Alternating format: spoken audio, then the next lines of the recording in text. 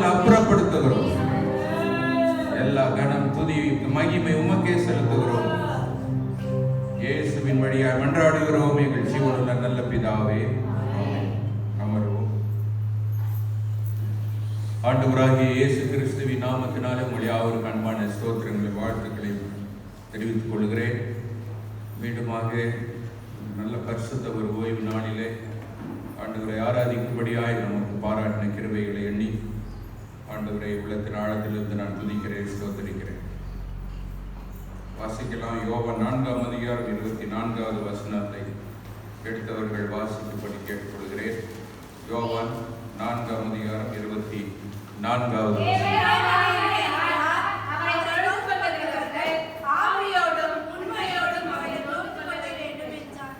Very good. இல்லை விட்டு கொடுக்காத ரெண்டு பேரும் வாசித்து முடிச்சிட்டீங்க. ரொம்ப சந்தோஷம். தேவன் ஆவியாயிருக்கிறார். அவரை தொழுது கொள்ளுகிறவர்கள் ஆவியோடும் உண்மையோடும் அவரை தொழுது கொள்ள வேண்டும். இன்றைக்கு நம்முடைய தென்னிந்திய திருச்சபை சென்னை பேராயத்தினுடைய தலைப்பின் ஒழுங்கின்படி நாம் சிந்திக்க வேண்டிய தலைப்பு ஆவியோடும் உண்மையோடும் ஆண்டவரை வழிபடுது.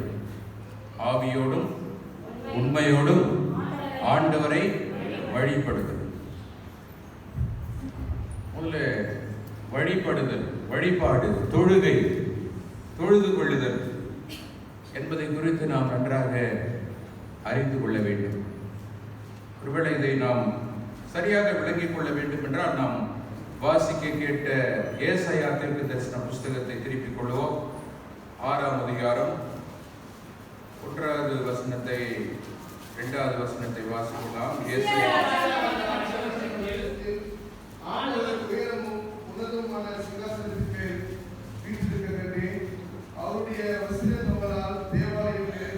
போதும். தொழுகை என்பது ஆண்டவரை தொழுது கொள்ள வேண்டும் என்பதை முதல் படி கடவுள் யார் என்பதை நாம் அறிந்து கொள்ள வேண்டும்.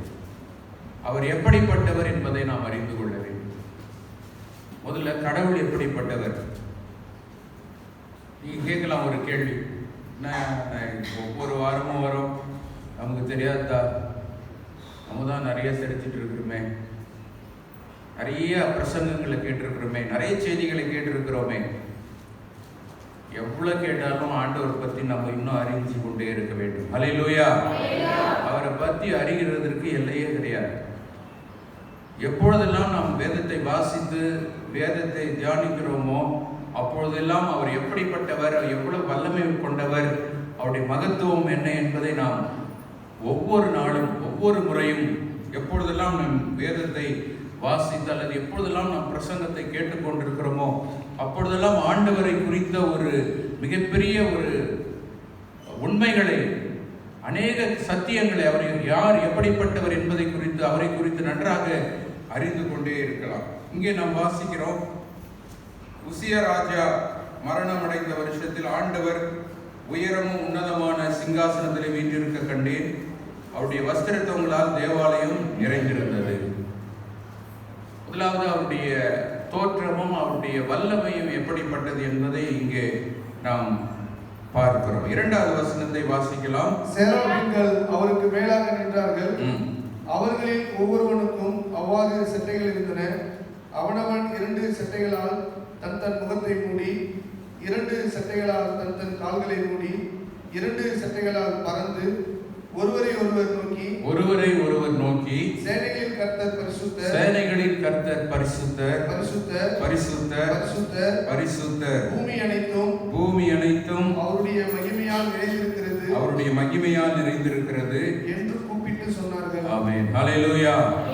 முதலாவது ஆண்டவர் உயரமும் உன்னதமான சிங்காசனத்தில் அவர் உட்கார்ந்து கொண்டிருக்கிறார். அவருடைய வஸ்திரத்தொங்களால் தேவாலயம் நிறைந்திருக்கிறது என்று நாம் பார்த்தோம். ஆண்டவர் அவருடைய வஸ்திரத்தொங்களால் தேவாலயம் நிறைந்திருக்கிறது. இன்னொரு வசனத்தை கூட நம்ம வாசிக்கலாம். வானம் எனது சிங்காசனம், பூமி எனது பாதபடி. அவருடைய பராக்கிரமம் எவ்வளவு உயர்ந்தவர், வானத்தில் அவருடைய சிங்காசனம், பூமியில அவருடைய பாதப்படி என்றால் அவருடைய பராக்கிரமம், அவருடைய வல்லமை, அவருடைய ஆளுகை எல்லா இடத்திலும் எல்லா நேரத்திலும் எல்லா இடங்களிலும் அவருடைய பிரசன்னம் இருப்பதை நாம் உணர்ந்து கொள்ள வேண்டும். அவர் அப்படிப்பட்ட ஆண்டவர். ஆகவே தான் நீங்க யோவான் சுவிசேஷத்துல அந்த ஸ்திரீ எங்கும் பிதாவை தொழுது கொள்ளுகிற காலம் வரும். இந்த மலையில மாத்திரமல்ல, அந்த ஸ்திரீ சொல்றா, இந்த மலையில எங்க பிதாக்கள் தொழுது கொண்டாங்க அப்படின்னு. அது ஆண்டவர் சொல்ல, இந்த மலையில மட்டுமல்ல எங்கும் பிதாவை தொழுது கொள்ளுகிற காலம் வரும். அப்படின்னா எல்லா இடத்திலும் பிதாவாகிய தெய்வம், அவருடைய ஆளுகை, அவருடைய பிரசன்னம், அவருடைய ஆளுகை எல்லா இடத்திலும் இருக்கும் என்பதை நாம் புரிந்து கொள்ள வேண்டும். அவ்வளவு எல்லா இடங்களிலும் ஒரே நேரத்தில் எல்லா இடங்களிலும் இருக்கிற ஆண்டவராய் அவர் இருக்கிறவராய் அவர் இருக்கிறார் என்பதை நாம் அறிந்து கொள்ள. அடுத்தது, அவரை ஆராதிக்கிற பரலோகத்திலே இந்த சேராபீன்கள் என்று சொல்லுகிற இந்த தேவதூதர் கூட்டம். தேவதூதர்கள் நிறைய வகை இருக்குது. கேருபீன், சேராபீன்கள் இருக்கிறார்கள். அது இல்லாமல் செய்திகளை கொண்டு வருகிற தேவதூதர்கள் இருக்கிறார்கள். மரியாளுக்கு யார் வந்து சொன்னது? காப்ரியேல் என்கின்ற தூதர், செய்திகளை கொண்டு வருகிற தூதர். இந்த சேராபீன்களுடைய வேலை என்னன்னா, எப்பவுமே பரலோகத்துல பிதாவை துதித்து கொண்டே இருக்கிற வேலை. சேனைகளின் கர்த்தர் பரிசுத்தர் பரிசுத்தர் பரிசுத்தர் ஓயாம சொல்லிக்கின்னு ஆண்டவரை துதித்து கொண்டே இருக்கிற ஒரு துதிக்கின்ற ஒரு தூதர்களாக இந்த சேராபீன்கள் இருக்கிறார். இப்படி அவர்கள் ஆண்டவரை துதித்துக் கொண்டு இருக்கிறார்கள். இந்த காட்சியை ஏசாயா பார்த்து அவர் சொல்லுகிற அப்படி கூப்பிடும்போது, சேனைகளின் கர்த்தர் பரிசுத்தர் பரிசுத்தர் என்று கூப்பிடும்போது 4வது வசனம் சொல்லப்படுகிறது, கூப்பிடுகிறவருடைய சத்தத்தால் வாசல்களின் நிலைகள் அசைந்து ஆலயம் புகையினால் நிறைந்தது. இந்த சூழ்நிலையில முதல்ல பார்த்தா, தொழுகை என்று சொன்னால் கடவுள் எப்படிப்பட்டவர்? அவர் எல்லா இடங்களிலும் இருக்கிறவர், எல்லாவற்றையும் பார்த்து கொண்டிருக்கிறவர். தூதர்கள் அவரை ஓயாமல் துதித்துக் கொண்டே இருக்கிறார்கள். இந்த சூழலை பார்த்த உடனே 5வது வசனத்திலே ஏசாயா தீர்க்கதரிசி சொல்லுகிறார், அப்பொழுது நான் ஐயோ ஐயோ, நான் அசுத்த உதடுகளுள்ள மனுஷன், நான் அசுத்த உதடுகளுள்ள மனுஷன், அசுத்த உதடுகளுள்ள ஜனங்களின் நடுவில் வாசமாய் இருக்கிறவன், சேனைகளின் கர்த்தராகிய ராஜாவை என் கண்கள் கண்டதே என்று. ஆண்டவரை பார்த்த உடனே உண்மையான தொழுகை என்றால் என்ன என்றால், நான் ஒரு பாவியான மனுஷன், நான் அசுத்த உதடுகளுள்ள மனுஷன், அசுத்த உதடுகளுள்ள மனுஷன் மத்தியில வாசம் பண்ணுகிறவர். உண்மையா ஆண்டவரை தொழுது கொள்ளுகிற தொழுகையினுள்ள முதல்ல ஆண்டவர் எப்படிப்பட்டவர் என்பதை நாம் உணர்ந்து கொள்ள வேண்டும். 2வது, நான் எப்படிப்பட்டவன்? ஆண்டவரை பார்க்கிற நான் ஒரு பாவி, நான் ஒரு தகுதியற்றவன், நான் அசுத்த உதடுகளுள்ள மனுஷன், அசுத்த உதடுகளுள்ள மனுஷர்கள் மத்தியிலே வாசம் பண்ணுகிறவன் என்பதை தன்னை உணர்கின்ற ஒரு மனிதனாக இருக்கிறார். ஆகவே தொழுகையினுடைய 2வது படி என்னவென்றால், நான் எப்படிப்பட்டவன், நாம் இருக்கிற நிலையை நாம் உணர வேண்டும். நான் ஒரு பாவி என்பதை நாம் அறிக்கையிட வேண்டும். நிறைய பேர் சொல்லுவாங்க, ஒரு முறை நம்ம அறிக்கையிட்ட போதும், ஒரு முறை உணர்ந்தா போதும். அல்ல, எப்பொழுதெல்லாம் நாம் வேதத்தை வாசித்து ஆண்டவருடைய வார்த்தையை நாம் பார்க்கிறோமோ, ஆண்டவருடைய மகத்துவத்தை நாம் உணர்கிறோமோ, அப்பொழுதெல்லாம் நம்முடைய பாவங்கள் நமக்கு நினைவுக்கு வரும். ஏன்னா நம்முடைய ஆண்டவர் பரிசுத்தம் உள்ள ஆண்டவர். பரிசுத்தம் இல்லாமல் ஒருவனும் அவரை தரிசிக்க முடியாது. பரிசுத்தம் இல்லாமல் ஒருவனும் அவரை தரிசிக்க முடியாது. நமக்கு இருக்கிற பரிசுத்தம் நிறைவான பரிசுத்தம் அல்ல. அந்த பரிசுத்தத்தில் நாம் வளர்ந்து கொண்டே போக வேண்டும். அதுதான் 30, 60, 100 அது போயிட்டே இருக்கணும். கொஞ்சம் கொஞ்சமாக நம்ம ஆவிக்குரிய வாழ்க்கையில், அப்படி பரிசுத்த வாழ்க்கையில நாம் இன்னும் முன்னேறி கொண்டே இருக்க வேண்டும். பரிசுத்தம் உள்ளவன் இன்னும் பரிசுத்தமாக, நீதி செய்கிறவன் இன்னும் நம்ம அந்த கிரியைகளில் நாம் வளர்ந்து கொண்டே போக வேண்டும். அதை ஆண்டவர் விரும்புகிறார். இங்கே நான் எப்படிப்பட்டவன் என்பதை உணர்கிறார். ஒருவேளை நாம் கூட ஆண்டவரை வந்து ஆராதிக்கிறோம், தொழுது கொள்கிறோம். ஒருவேளை நம்ம குறித்து நான் ரொம்ப நல்லவன், நான் ரொம்ப நீதிமான், நான் ரொம்ப பரிசுத்தம் உள்ளவன் என்ற ஒரு உணர்வோடு கூட நாம் ஆராதிப்பது அதில் நம்முடைய வாழ்க்கையில் எந்த விதமான மாற்றத்தையும் கொண்டு வராது. தேவ சமூகத்தில் எப்பொழுது வருகிறோம் அப்பொழுதெல்லாம் நான் ஒரு பாவி என்று உணர்ந்து நாம் செய்கிற தவறுகள் ஆண்டவர் உணர்த்துவாரானால் அதை அறிக்கையிட்டு நாம் மனம் திரும்ப வேண்டும். அதுதான் உண்மையான தொழுகை. அதுதான் இவர் சொல்றாரு. ஆண்டவரை பார்த்த உடனே, அந்த தூதர்களை பார்த்த உடனே தான் எப்படிப்பட்டவன் என்பதை பாவ உணர்வடைகிறார் இந்த ஏசாயா. அடுத்த வசனம், அப்பொழுது சேராபீன்களில் ஒருவன் பலிபீடத்திலிருந்து தன் கையிலே பிடித்த குறட்டால் ஒரு நெருப்பு தழலை எடுத்து என்னிடத்தில் பறந்து வந்து அதனால் என் வாயை தொட்டு, இதோ இது உன் உதடுகளை தொட்டதினால் உன் அக்கிரமம் நீங்கி உன் பாவம் நிவர்த்தியானது என்றார். அப்பொழுது ஒரு தூதன் ஒரு குறட்டை எடுத்து நெருப்பு தழலை கொண்டு வந்து, நெருப்பு பொறியை கொண்டு வந்து அவன் அந்த வாயிலே போட்ட உடனே அதை சொல்றான், இது உன் வாயை தொட்டு உன் உதடுகளை தொட்டதினால் உன் அக்கிரமம் நீங்கி உன் பாவம் நிவர்த்தியானது. பாவ உணர்வடைந்த உடனே ஆண்டவரை பார்க்கிறோம். ஆண்டவர் பார்த்தோம்னா நமக்கு பாவ உணர்வை ஆண்டவர் கொடுக்குறாரு.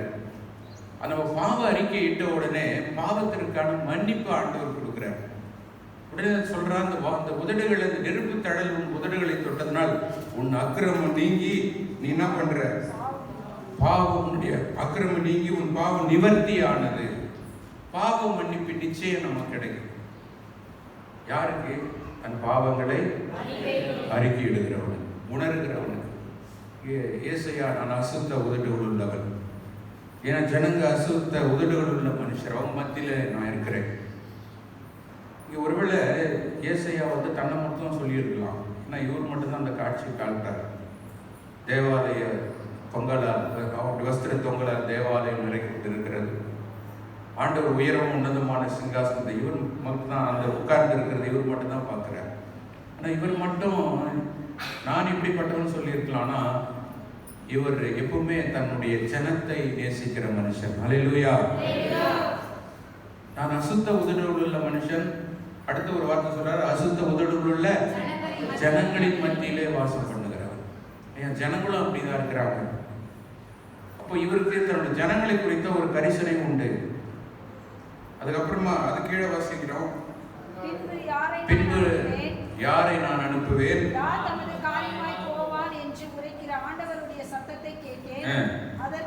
அதற்கு நான் இதோ அடியேன் இருக்கிறேன், என்னை அனுப்பும் என்றேன். போதும். இந்த ஜனத்தின் மத்தியில ஜனங்களை பத்தி சொன்னதுனால ஆண்டவர் சொல்றாரு, இந்த ஜனங்களுக்கு ரட்சிப்பை சொல்றதுக்கு யாரை நான் அனுப்புவேன், யார் என் காரியமாக போவார் கேட்ட உடனே ஏசாயா சொல்றாரு, இதோ அடியேன் இருக்கிறேன், என்னை. அல்லேலூயா. இந்த தொழுகை இவ்வளவுத்தையும் அடக்கி இருக்கிறது. முதலாவது ஆண்டவர் யார் என்பதை நாம் பார்க்கிறோம். அடுத்தது நான் யார் என்பதை நான் பாவ உணர்வை அறிக்கையிட வேண்டும். அறிக்கையிட்ட உடனே அடுத்தது என்னை சுற்றி இருக்கிற ஜனங்கள் யார் என்பதை நாம் அறிய வேண்டும். ஆண்டவர் பார்த்தார், இப்படிப்பட்ட உணர்வு இவனுக்கு இருக்கிறதுனால அவங்களுக்கு சுவிசேஷத்தை, அவங்களுக்கு நற்செய்தி சொல்ல யாரை நான் அனுப்புவேன்னு சொன்ன உடனே ஏசாயா சொல்றது, நான் இருக்கிற ஆண்டவரே என்னை. தொழுகை என்பது இது மூலம் நம்ம ரட்சிக்கப்பட்டது மட்டும் இல்லாம நம்ம சுத்தி இருக்கிற ஜனங்களுடைய ரட்சிப்புக்காக நாம் எதையாவது ஒன்று செய்ய வேண்டும். அல்லேலூயா. அவங்களுடைய பொறுப்பு, அவங்களுடைய அந்த ரட்சிப்படைவதற்கான பொறுப்பை ஆண்டவர் நம் மீது வைத்திருக்கிறார். அப்போ நாம் ரட்சிக்கப்பட்டது நாம் ஆலயத்துக்கு வர்றது மட்டுமல்ல, நம்ம சுற்றி இருக்கிற மக்களும் ஆலயத்துக்கு வரணும், நம்ம கூட இருக்கிற மக்கள் ஆலயத்துக்கு வரணும் என்ற கரிசனையை ஆண்டவர் நம் மீது வைத்திருக்கிறார். அந்த உணர்வு நமக்கு இருக்கணும். அதனாலதான் அந்த ஏசாயா சொல்ற, இதோ யாரை அனுப்புவேன்னா நான் இருக்கிற ஆண்டவரை என்ன அனுப்புங்க. இப்போ ரட்சிக்கப்பட்டது மட்டுமல்ல, பிறகு ரட்சிப்புக்குள்ளாக வழிநடத்துவதுதான் உண்மையான தொழுகை. உண்மையான தொழுகை. இந்த நாளிலும் கூட இந்த தொழுகை குறித்து நாம் சிம்பிளா சொல்லிட்டு இதுல ஒரு முக்கியமான ஒரு வார்த்தை குறித்து கொஞ்சம் ஆழமாக சிந்திப்பது நமக்கு ஆவிக்குரிய வாழ்க்கைக்கு. மீண்டுமாக யோவான் 4ஆம் அதிகாரம் 24வது வசனத்தை வாசிக்கலாம். தேவன் ஆவியாய் இருக்கிறார், அவரை ஆவியோடும்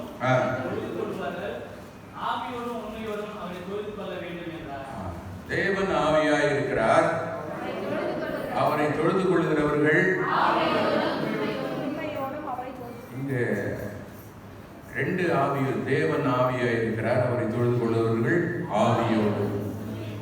வேதத்துல மொத்தம் 7 விதமான ஆவிகள் இருக்கிறது, நிறைய இருக்குது. அதுல முக்கியமா மனுஷரோடு தொடர்புடைய 7 ஆவிகளை குறித்து இன்னைக்கு நம்ம பார்க்க போறோம். ஆவியோடு தொழுது கொள்ளுதல் அப்படின்னா என்ன, தொழுகை என்னன்னு பார்த்துட்டோம். இந்த தொழுகை ஆவியோடு தொழுது கொண்டதால் தான் அந்த உணர்வோடு தொழுது கொள்ள முடியும்.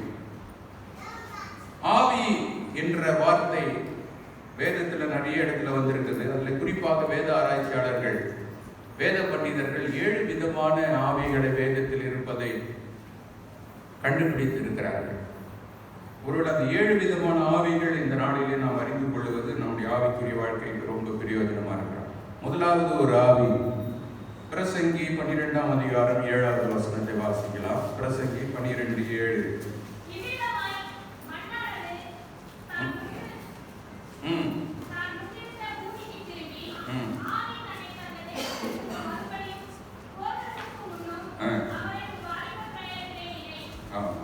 பிரசங்கி 12:7 வாலிபர்களை குறித்து எழுது. பொதுவா வாலிபனே உன் வாலிப பிரயத்தை அவரை உன் சிருஷ்டிகரை நினை. எப்ப நினைக்கணுமா, இவ்விதமாய் மண்ணானது தான் முன்பிருந்த பூமிக்கு போவதற்கு முன்பு. இந்த மண்ணுன்னா எதை குறிக்குது? நம்ம சரீரத்தை குறிக்குது. ஏன் நம்ம சரீரத்தை கொடுக்குது? நம்ம சரீரத்தை எதுல இருந்து உண்டாக்குனார் ஆண்டவர்? மண்ணுல இருந்து உண்டாக்குறதுனால திரும்பி நீ எங்க போவ? மண்ணுக்கே போவ அப்படின்னு சொன்னார். இவ்விதமாய் மண்ணானது தான் முன்னிருந்த பூமிக்கு திருப்பி, பூமியிலிருந்து மண்ணை எடுத்து தான் ஆண்டவர் பண்ணாரு. திருப்பி இந்த மண் எங்க போகுது? இந்த சரீரம் பூமிக்கே போகுது. ஆவி தன்னை தந்த தேவனிடத்திற்கு மறுபடியும் போகாததற்கு முன்பும் அவரை ஒரு வாலிப பிராயத்திலே நினை. ஆவி தன்னை தந்த தேவன். இந்த ஆவி எதை குறிக்கிறதுனா நம்முடைய சுவாசத்தை குறிக்கிறது. காற்று, சுவாச ஜீவ காற்று குறிக்கிறது. இந்த ஆவி கடவுள் கொடுத்த ஆவி. மண்ணை எடுத்து பொம்மையை செஞ்சு முதல் மனுஷனை நாசியில ஊதினார், சுவாசம். ஆக இந்த பிராணன், மூச்சு, சுவாசம், இதைதான் ஆவி அப்படின்னு சொல்லி, இது ஒரு வகையான ஒரு ஆவி. ஆவி போயிடுச்சு பாட்டு சொல்றான். பிரசங்கி 3ஆம் அதிகாரம் 21வது வசனத்தை நாம் வாசிக்கிறோம்.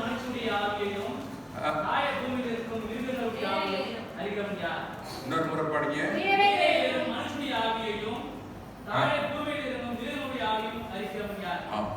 உயர ஏறும் ஆவி ஆண்டவர்கிட்ட நம்ம மூச்சு நம்மளை விட்டு பிரியறப்ப உயரம் மேல போகுது. ஆனா மிருகங்களுடைய ஆவி எங்க போதான்? தாழ கீழே போதும், பாதாளத்தை நோக்கி போகும். இன்னும் கூட நம்ம இந்த மூச்சு காற்றுக்கு இன்னொரு ஆதியாகமும் 45ஆம் அதிகாரம் 27வது வசனத்தை வாசிக்கலாம். ஆதியாகமும் 45.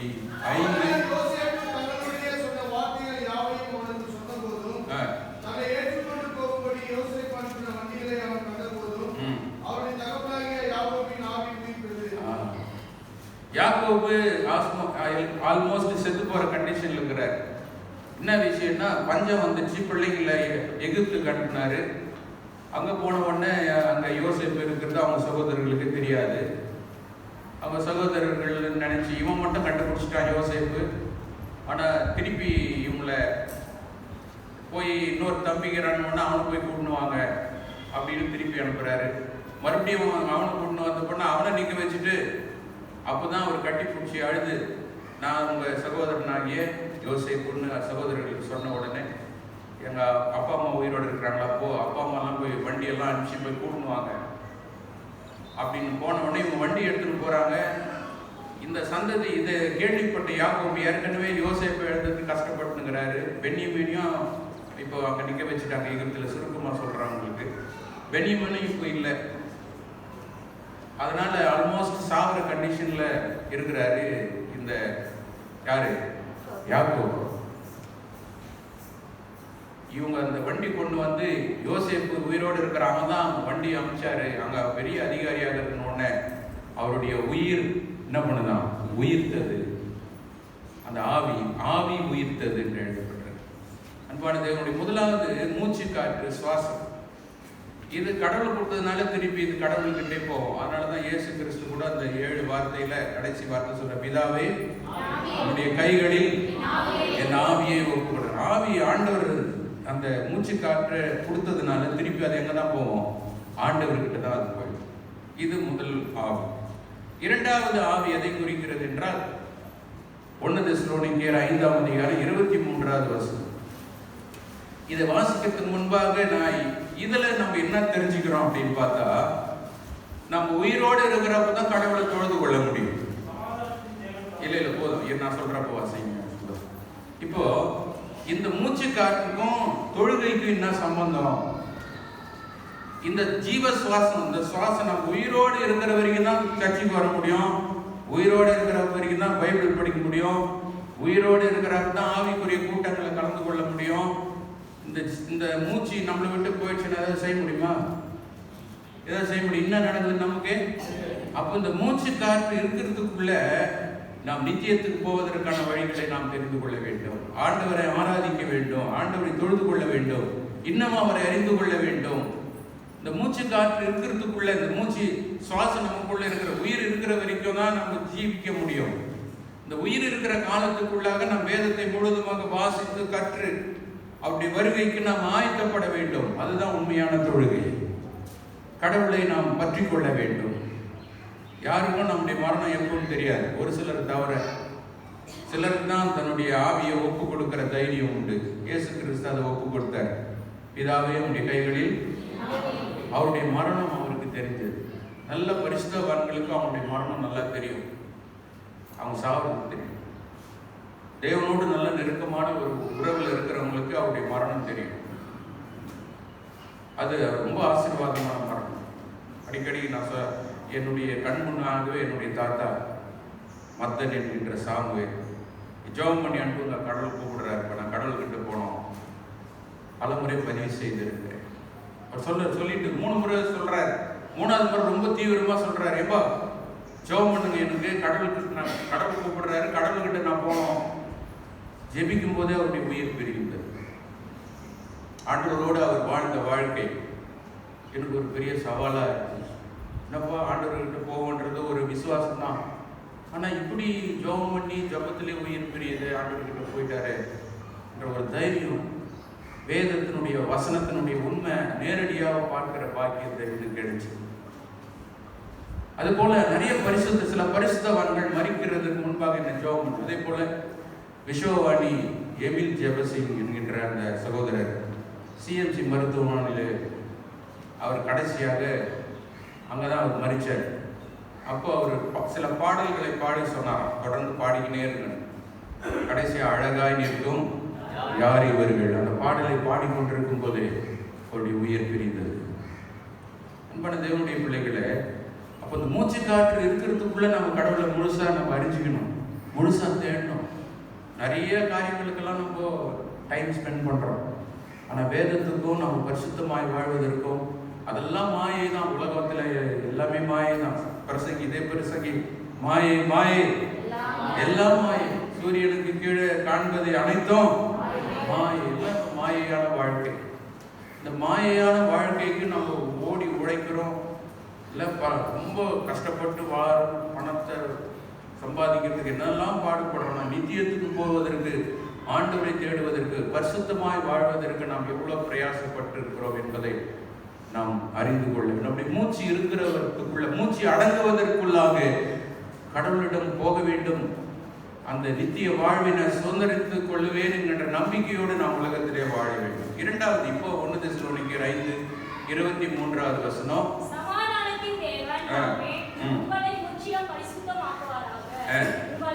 உங்கள் ஆவி ஆத்துமா சரீரம் முழுவதும் நம்முடைய கர்த்தராகிய இயேசு கிறிஸ்து வரும்போது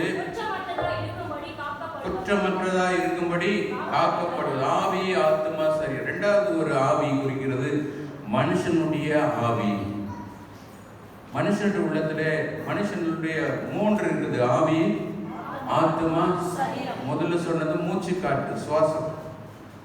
இது மனுஷனுடைய ஆவி.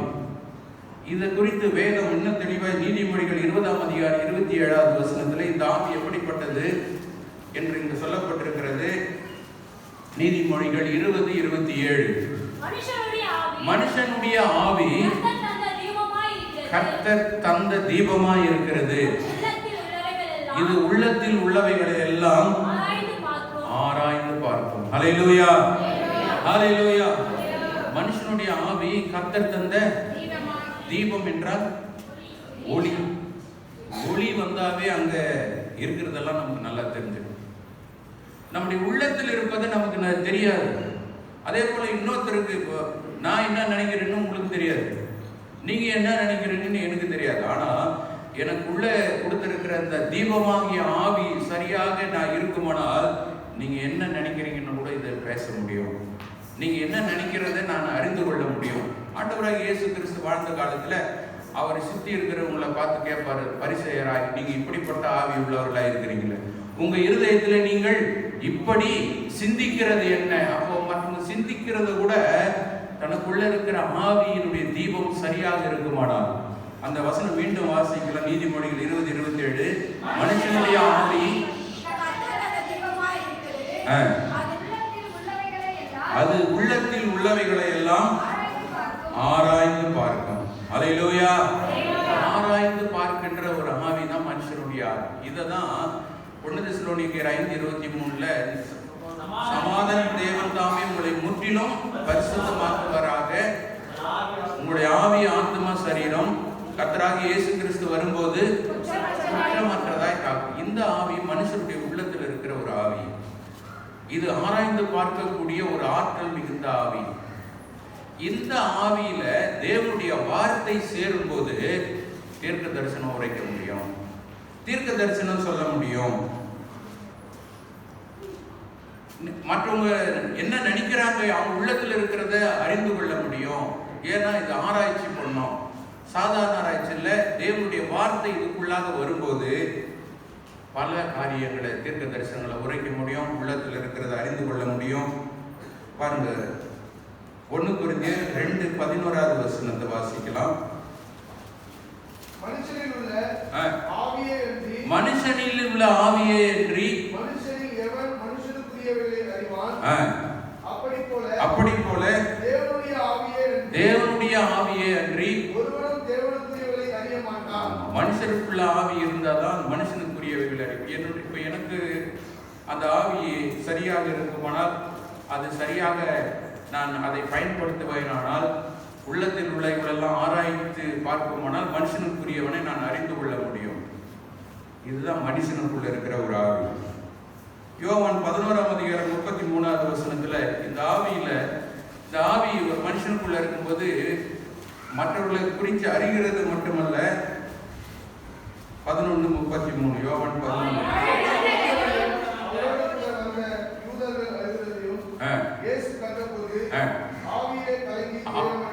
ஆவியிலே கலங்கி துயரமடைந்து, ஆவியிலே கலங்கம். இந்த ஆவியை இப்பதான் பார்த்தோம். மனுஷனுள்ள ஆவியை மனுஷனுக்குரியவளை எவன் அறிய முடியும்? இங்க பாத்தீங்கன்னா இயேசு கிறிஸ்துவே அவருக்குள்ள இருந்த ஆவியினால அங்க அந்த லாசரு கல்லறையில எல்லாரும் அழுதுனுங்கிறவங்க, அவங்க சகோதரிகள் அழுகிறத பார்த்து என்ன பண்ணாரா? ஆவியிலே கலங்கினார். அடுத்த ஒரு வார்த்தையை நம்ம வாசிக்கலாம். மத்தேயு 26:41 வசனம். மத்தேயு 26:41.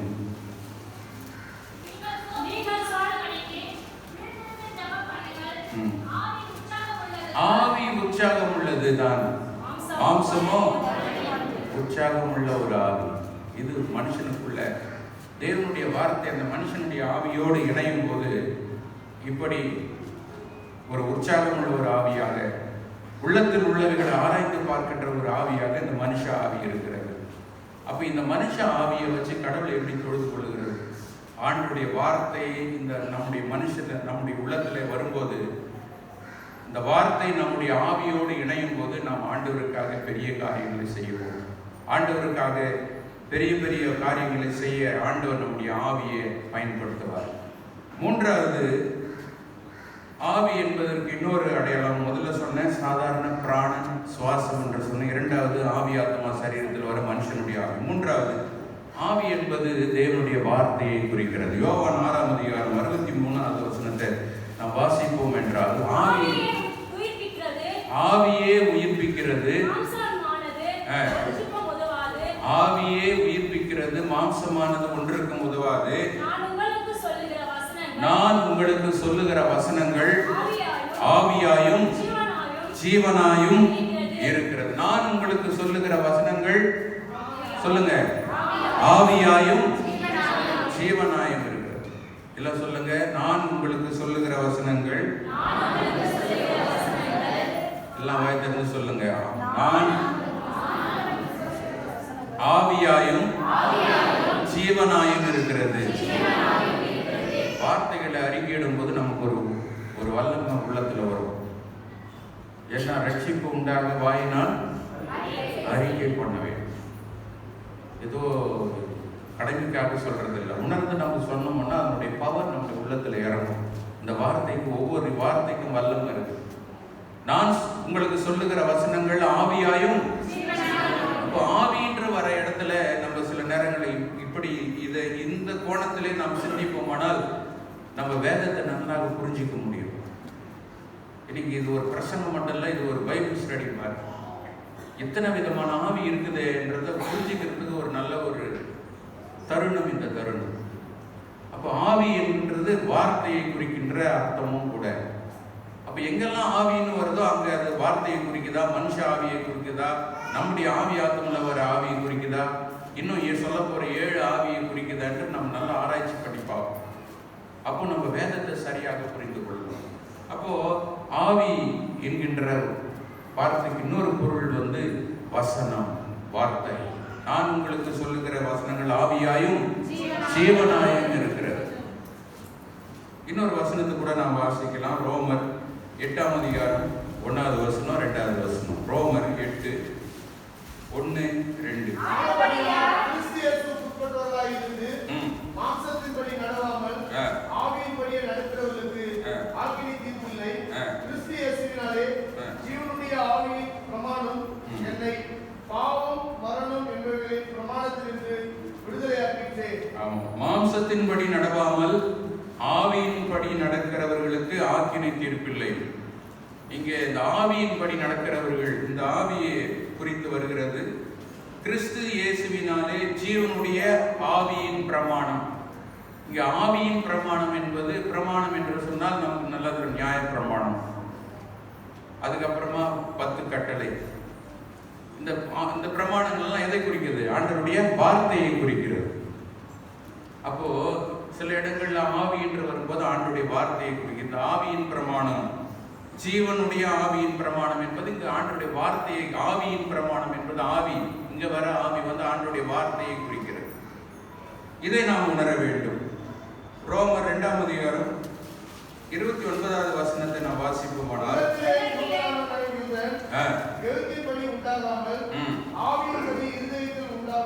ஆவியின்படி இருதயத்தில் உண்டாகும் விருத்த சேதனம். ஆவியின்படி இருதயத்தில் உண்டாகிற விருத்த சேதனமே விருத்த சேதனம். இந்த இருதயத்துல எது போனா அங்க கிரியை செய்யும்? இருதயத்தை மாற்றத்துக்கு எது போனாங்க? ஆண்டவருடைய வார்த்தை. அப்ப இருதயத்துல விருத்த சேதனம் என்பது அதுதான் சொல்றது. ஆவியின்படி உண்டாகிற விருத்த சேதனம், வார்த்தையின்படி உண்டாகிற விருத்த சேதனம். அப்ப அந்த வார்த்தை இருதயத்தையே அறுவை சிகிச்சை பண்ணி நம்ம இருதயத்தை சுத்தம் உள்ளதா மாற்றுகிற வல்லமை தேவனுடைய வார்த்தைக்கு உண்டு. ஹல்லேலூயா. ஆகவே தான் நாம் தொழுது கொள்ளுகிறது என்பது, தொழுகை என்பது வெறும் வார்த்தை கேட்டு போறதில்லை, அது நம்முடைய இருதயத்துல போய் இருதயத்துல கிரியை செய்து ஒரு மாற்றத்தை உண்டாக்கணும்.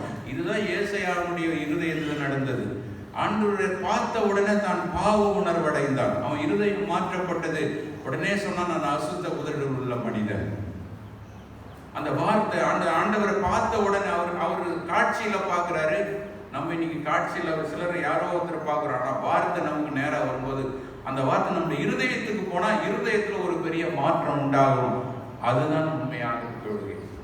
ஆகவே ஆவி என்பது இந்த வார்த்தையை குறிக்கிறது. 3 விதமான ஆவி சொன்னேன். சுவாச காற்று, அதாவது 2வது ஆவி ஆத்மா, நம்முடைய மனுஷனாகிய ஆவி ஆத்மா சரீரத்தில் இருக்கிற ஆவி. 3வது ஆவி என்பது தேவனுடைய வார்த்தையை குறிக்கிறது. 4வது ஆவி என்பது பிதாவாகிய தேவனுடைய ஆவியை குறிக்கிறது. ரோமர் 8ஆம் அதிகாரம் 9வது வசனம். தேவனுடைய ஆவி உங்களில் வாசமாயிருந்தால், தேவனுடைய ஆவி உங்களில் வாசமாயிருந்தால், பாருங்களேன், இங்கே தேவனுடைய ஆவி என்பது பிதாவுடைய ஆவியை குறிக்கிறது. இதே வசனத்துல கிறிஸ்துவனுடைய ஆவியும் வந்துட்டுதான் வாசமாயிருந்தால், நீங்கள் மாம்சத்துக்குட்பட்டவர்களாயிராமல்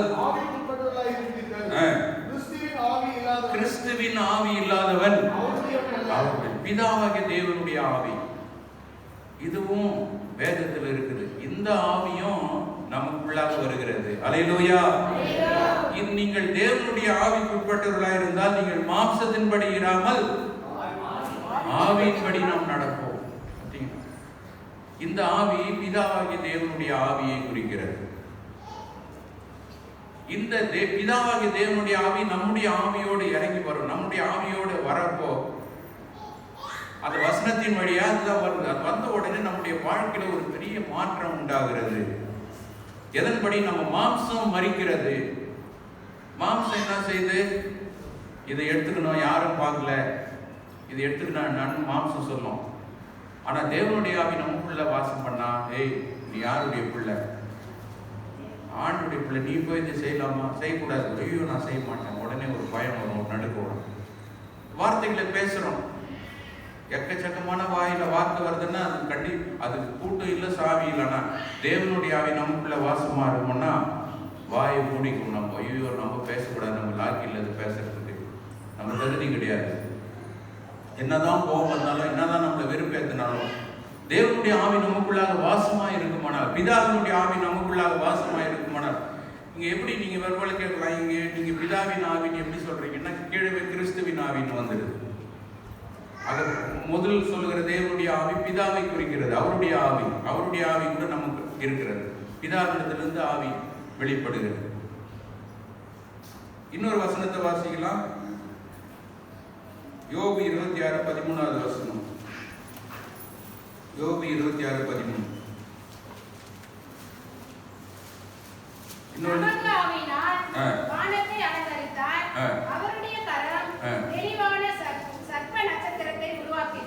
பிதாவுடைய ஆவியினால வானத்தை என்ன பண்ணார்? அவரு அலங்கரித்தார். நிறைய கிரியேஷன் படைப்புகளை பார்த்தோம்னா இயேசு கிறிஸ்து படைக்கிறார். அது பிளான் எல்லாம் சொல்றது யாரு? பிதாவாகிய ஆண்டவர். அங்க பிதாவினுடைய ஆவியினால வானத்தை அலங்கரிக்கிறார். இப்படி பண்ணணும்னு ஒரு கட்டளை கொடுக்கிறார். இயேசு கிறிஸ்து அதை செய்து முடிக்கிறார். பிதாவினுடைய ஆவி. ஆதியாகமம் 6ஆம் அதிகாரம் 3வது வசனத்துல, அப்பொழுது என்னுடைய ஆவி என்றென்றைக்கும் மனுஷனோட போராடுவதில்லை. பிதாவாகிய தேவனுடைய ஆவியை குறிக்கிறது. அப்போ பழைய ஏற்பாட்டு காலத்துல அங்க பிதாவாகிய தேவன் தான் மனிதர்களோடு நெருக்கமான தொடர்பு கொடுக்கிறார். அதான் சொல்றாரு, அவனுடைய ஆவி, என்னுடைய ஆவி என்றென்றைக்கு மனுஷனோட போராடுவதில்லை. மத்தேயு 10:20 வாசிக்கிறோம். பிதாவினுடைய ஆவி என்று சொல்லப்படும். பேசுகிறவர் நீங்கள் அல்ல, பேசுகிறவர்கள் நீங்கள் அல்ல, உங்கள் பிதாவின் ஆவியானவரே. இங்க பிதாவின் ஆவியை குறித்து சொல்லப்பட்டிருக்கிறது. 4 ஆவியை பார்த்துட்டோம். சுவாச காற்று, சாதாரண மூச்சு காற்றினுடைய ஆவி, பிராணன் என்கின்ற ஆவி. 2வது ஆவி ஆத்ம சரீரத்தில் ஒரு ஆவி. 3வது வார்த்தையாகிய ஆவி. 4வது பிதாவினுடைய ஆவி. இங்க 5வது கிறிஸ்துவின் குமாரனாகிய கிறிஸ்துவின் ஆவி. இதுவும் வேதத்தில் இருக்கிறது. வாசிக்கலாம். இப்போ வாசத்துல ரோமர் 8:9 கிறிஸ்துவின் ஆவியும் அங்கே சொல்லப்பட்டிருக்கிறது.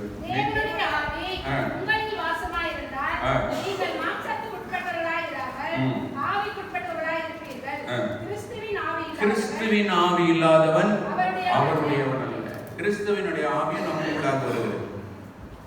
இதைதான் உயிர்த்தெழுந்த உடனே சீஷர்கள் பயந்து கூட்டின்னு உட்காந்துங்கிறப்ப இயேசு கிறிஸ்து அவங்க மேல ஊதி என்ன சொல்லுவாரு? பரிசுத்த ஆவியை பெற்றுக்கொள்ளும். இது அவர் கொடுக்கிற, அவர்கள் இருக்கிற ஆவியே அந்த சீஷர்களுக்கு கொடுக்கிறார், கிறிஸ்துவினுடைய ஆவி. இங்க சொல்லப்பட்டிருக்கிற கிறிஸ்துவின் ஆவி இல்லாதவன் அவருடையவன் அல்ல.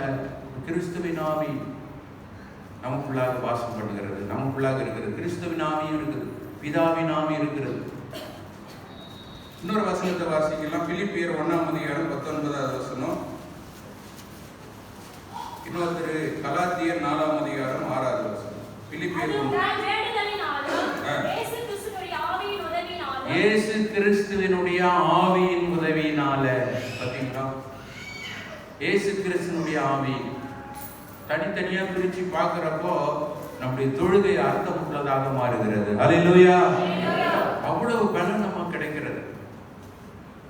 கலாத்தியர் 4:6.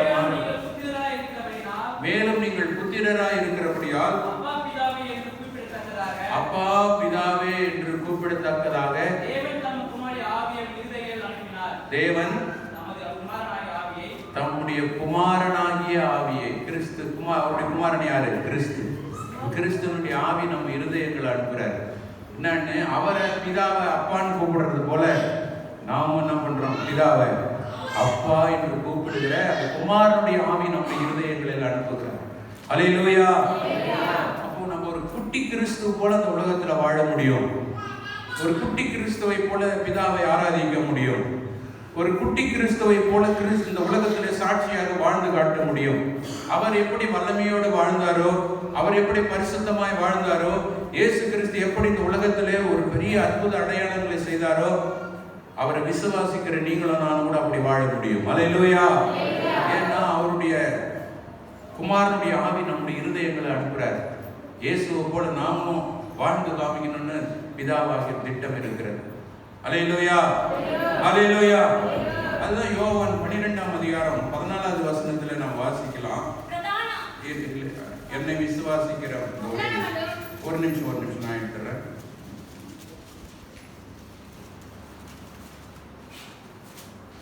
யோவான் 14:12.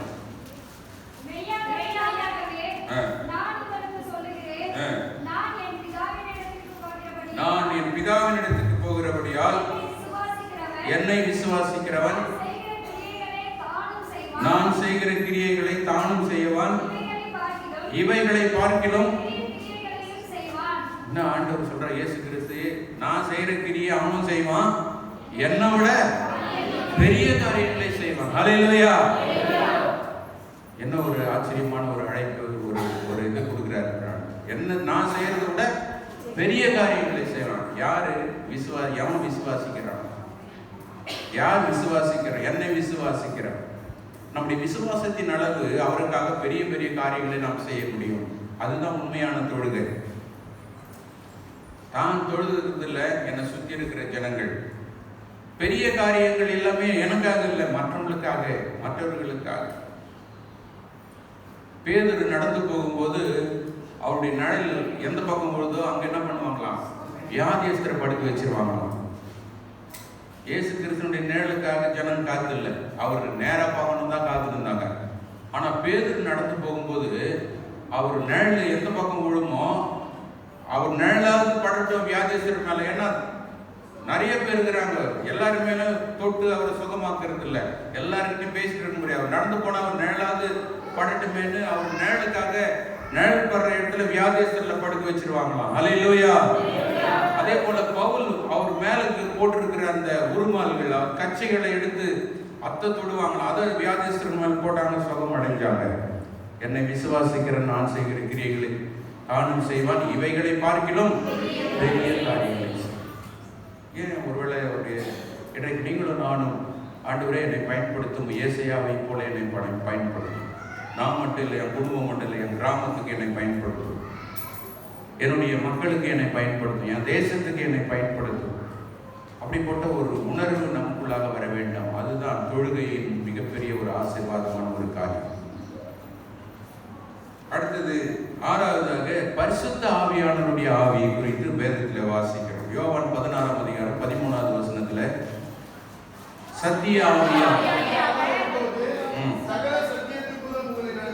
சத்திய ஆவியாகிய அவர் வரும்போது சகல இது பரிசுத்த ஆவியானவரை குறிக்கிறது. பிதா என்னுடைய ஆவியை பார்த்து குமாரனுடைய ஆவி, இப்ப சத்திய ஆவியாகிய பரிசுத்த ஆவியை குறித்து பார்க்கிறோம். யோவான் 14ஆம் அதிகாரம் 16வது வசனம் 17வது வசனத்துல ஒருத்தர் தெளிவா வாசிங்க.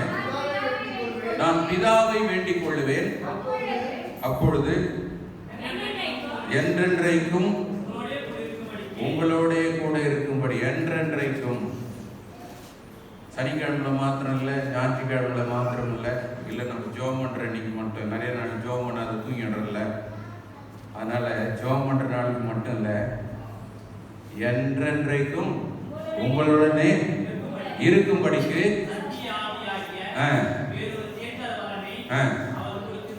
தந்திருடுவார்.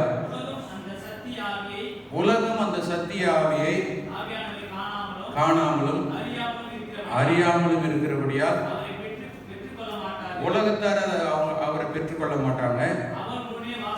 அவர் உங்களுடனே வாசம் பண்ணி உங்களுக்குள்ளே இருப்பதால் நீங்கள் அவரை பற்றி. அல்லேலூயா. பரிசுத்த ஆவியான தேவன் நமக்குள்ளாக வாசம் பண்ணி நம்மோடு இருக்கிறார். அப்போ அவரை நாம் அறிய முடியும். அப்போஸ்தலர் 11ஆம் அதிகாரம் 12வது வசனம். நான் ஒன்றுக்கும் சந்தேகப்படாமல் அவர்களோடே கூட போகும்படி ஆவியானவர் எனக்கு கட்டளையிட்டார். சகோதரராகிய இந்த நமக்குள்ளா இருக்கிற பரிசுத்த ஆவியானவர் நாம் எதை செய்யணும் எதை செய்யக்கூடாதுன்னு கட்டளை கொடுக்கிற ஆவியானவர். இந்த ஆவியானவர் நமக்குள்ள என்றென்றும் தங்குவதும் போது, நமக்குள்ளாக வாழும்போது ஆவியினாலே நாம் தொழ முடியும், ஆவியினாலே நாம் நடத்தப்பட முடியும். இங்க பேதுரு ஒரு சொப்பனம் காட்டுறார். வானத்திலிருந்து ஒரு பெட்ஷீட் இறங்குது, அதுல நிறைய என்ன இருக்குது, எல்லா மிருக ஜீவன் அடிச்சு பூசிட்டுறாரு. இல்லை நான் பூசிக்க மாட்டேன், அந்த தீட்டு அந்த தரிசனத்துக்கு பின்பு இங்க பேதுரு அவங்க வீட்டுக்கு போறதுக்கு சொல்றாரு. நீ ஒன்றும் கவலைப்படாத, பயப்படாத, நீ அவனோட கூட பொண்ணு ஆவியானவரால கட்டளை பெறுகிறார். மீண்டும் அந்த 12வது வசனத்தை வாசிங்க. ஒன்றுக்கும் சந்தேகப்படாமல் அவர்களோட கூட போகும்படி ஆவியானவர் எனக்கு கட்டளை. நமக்குள்ளாக வாழ்கிற பரிசுத்த ஆவியானவர் நம்ம எப்படி வாழ வேண்டும், எங்க போகணும், எதை செய்ய வேண்டும். அதுதான் ஒரு பாடல் ஒன்று பாடணும். என்ன செய்ய வேண்டும், என்ன சொல்ல வேண்டும், கற்றுத்தாரும் என்ன பேசணும், என்ன செய்யணும், எல்லாத்தையும் ஆண்டவர் கற்றுத்தார். நான் உனக்கு போதித்து உண்மையில் என் கண்ணை வைத்து உனக்கு நடக்க வேண்டிய வழியை காட்டுவார், ஆலோசனை சொல்லுவார், எதை செய்யணும் எதை செய்யக்கூடாது இல்லாம நமக்குள்ளாக இருக்கிற பரிசுத்த ஆவியானவர். 6 விதமான ஆவியை பார்க்கணும். கடைசியா 7வது ஆவி, இதுதான் ரொம்ப கிரிட்டிக்கலான ஆவி. என்ன ஆவி சொல்லுங்க பார்க்கலாம், எல்லாருக்கும் தெரியும்.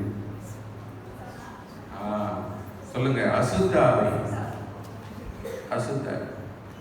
இந்த 6 விதமான ஆவியும் நம்ம கனெக்ட் பண்ணி நம்மளோட இருந்துட்டு போனா இந்த அசுத்த ஆவி ஈஸியா ஜெயிக்கலாம். வாசிக்கலாம். மத்தேயு 10ஆம் அதிகாரம் 1வது வசனம். மத்தேயு 10ஆம் அதிகாரம்.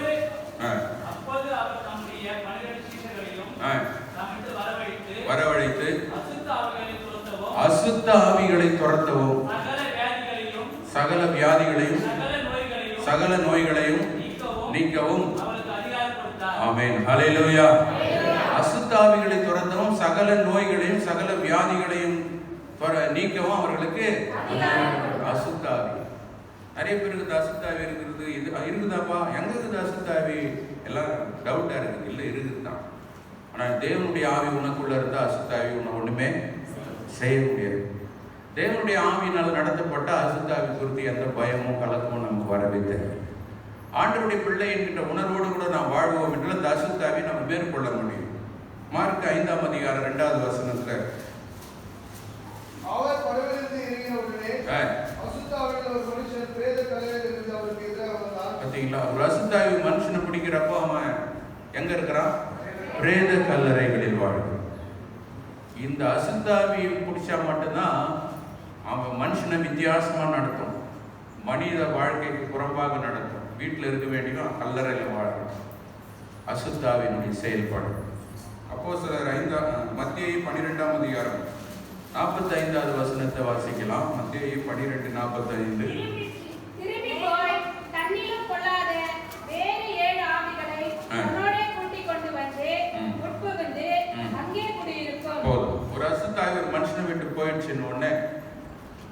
அந்த போன இடத்துல அங்கே வந்து ஒரு சர்ச்சில் வந்து ஒருத்தனுக்கு பிசாசு பிடிச்சிருந்து பிசாசு தோற்றுறோம்.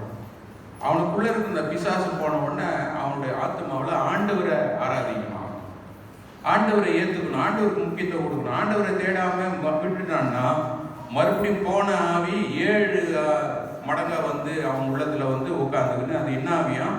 பொல்லாத ஆவியாம். சாதாரண அசுத்தாவியா இருந்து என்ன ஆவி ஆயிடுச்சு?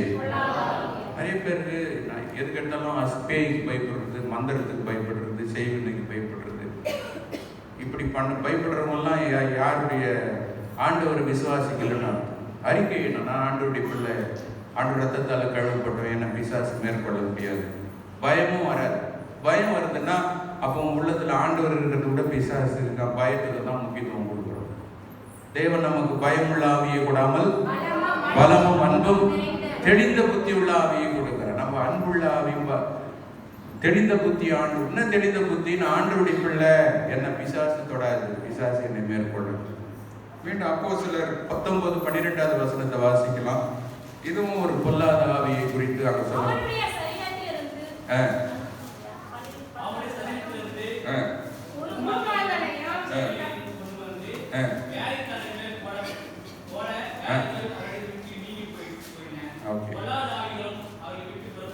இங்கே அப்போஸ்தலன் பவுல் நான் சொன்னேன்ல, அவர் மேல இருக்கிற உருமால்கள், கச்சைகள், அந்த துணியை கொண்டு வந்து வியாதியஸ்தர் மேலும் பொல்லாத ஆவி பிடிச்சவங்க மேல போட்ட உடனே அந்த பொல்லாத ஆவி அவங்களை விட்டு விலகுது. கடைசியாக 1 யோவான் 4:6 வசனத்துல இந்த ஆவி இன்னொரு வஞ்சக ஆவி என்று அழைக்கப்பட்டிருக்கிறது. நாங்கள் தேவனால் உண்டானவர்கள்,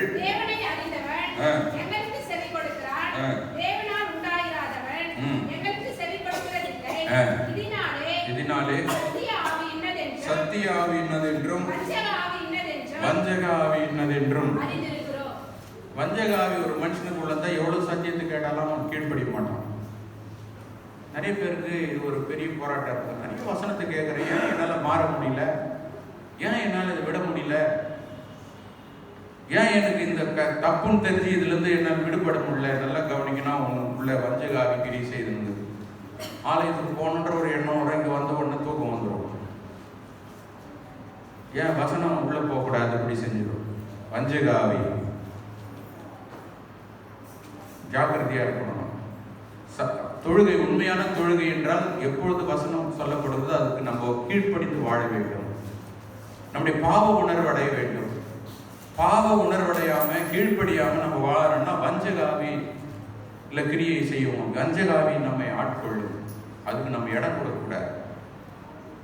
வசனத்துக்கு எப்போ தப்புன்னு உணர்த்தினாலும் மனம் திரும்பி அழுது ஒப்பு கொடுக்கணும். அது ஆலயத்திலேயே ஆராதனை பகுதியினுடைய நோக்கமே அதுதான். அதுதான் உண்மையுள்ள ஆவி, அதுதான் உண்மையோடும் ஆவியோடும் தொழுது கொள்ளுகிற ஒரு தொழுகை. அன்பான தேவனுடைய பிள்ளைகள், இந்த நாளில் 7 விதமான ஆவிகளை குறித்து நம்ம பார்த்தோம். முதலாவது பிராணன், மூச்சு காற்று ஆவி தன்னை தந்த தேவனுக்கு போயிடும்.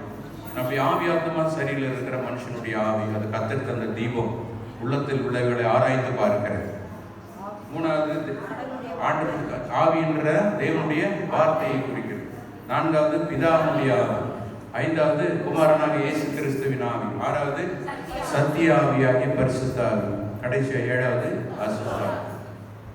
இந்த அசுத்தாவிக்கு தான் இந்த உலகத்தை ஆட்டி படிச்சுட்டு இருக்குது உலக மக்களை.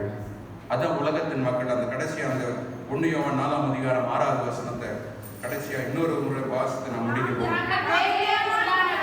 நாங்கள் தேவனால் உண்டானவர்கள்,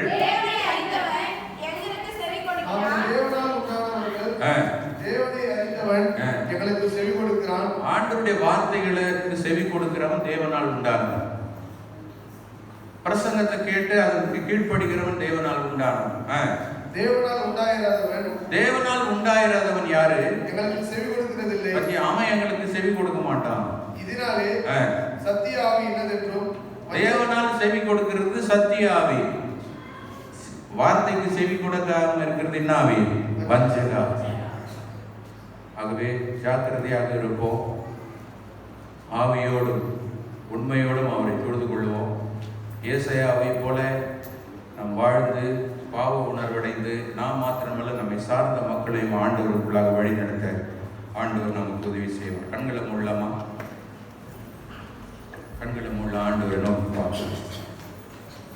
7 விதமான ஆவிகளை குறித்து இன்னைக்கு பார்த்துட்டோம். இந்த 7 விதமான ஆவிகளிலே நம்முடைய முதலாவது, நம்முடைய மூச்சு இருக்கிற வரைக்கும், நம்ம ஜீவன் இருக்கிற வரைக்கும் தான் நம்ம உலகத்தில் வாழ முடியும். அதுக்குள்ளாக நாம் வருகைக்கு நாம் ஆயத்தப்பட வேண்டும். நாம் மாத்திரமல்ல, மற்றவர்களையும் ஆயத்தப்படுத்த வேண்டும். நமக்குள்ள இருக்கிற ஆவி, கர்த்தர் தந்த தீபம், அது உள்ளத்தில் உள்ளவர்களை ஆராய்ந்து பார்க்கிறது. ஆவி என்பது ஆண்டுடைய வார்த்தையை குறிக்கிறது. வார்த்தைக்கு கீழ்ப்படிய வேண்டும். அது மாத்திரமல்ல, பிதாவாகிய தேவனுடைய ஆவி நமக்குள்ளாக வாசம் பண்ண வேண்டும். குமாரனாகிய இயேசு கிறிஸ்துவினுடைய ஆவி வாசம் பண்ணுகிறது. இந்த வசனங்களை வாசிக்கும் போது இது எந்த ஆவி என்பதை நாம் எப்படி அறிந்து கொள்ள முடியும்? சத்திய ஆவியாகிய பரிசுத்த ஆவி, கடைசியாக அசுத்த ஆவி. அன்பான தேவனுடைய பிள்ளைகள், இப்படி ஆவியோடும் உண்மையோடும் அவரை தொழுது கொள்ள இத்தனை ஆவிகளை நாம் அறிந்து வேதத்திலே வாசித்து இதை புரிந்து கொண்டு நாம் வேதத்தை படிக்கும் போது நிச்சயமாக ஒரு உணர்வுள்ள ஒரு இருதயம் நமக்கு உண்டாகும். ஆண்டவர் நமக்கு உதவி செய்வார். நல்ல ஆண்டவரே, நன்றியோடு துதிக்கிறோம், ஸ்தோத்திரிக்கிறோம். அருமையான நாளுக்காக நன்றி சொல்லுகிறோம். நீர் கொடுத்த அந்த வார்த்தைகளுக்காக உங்களுக்கு நன்றி ராஜா. இந்த வார்த்தைகளை கேட்டதன்படி நடக்க எங்களுக்கு கிருபை செய்தருளும். வார்த்தையின்படியே வாழ எங்களை அர்ப்பணிக்கிறோம். இயேசுவின் வழியாய் மன்றாடுகிறோம் பிதாவே.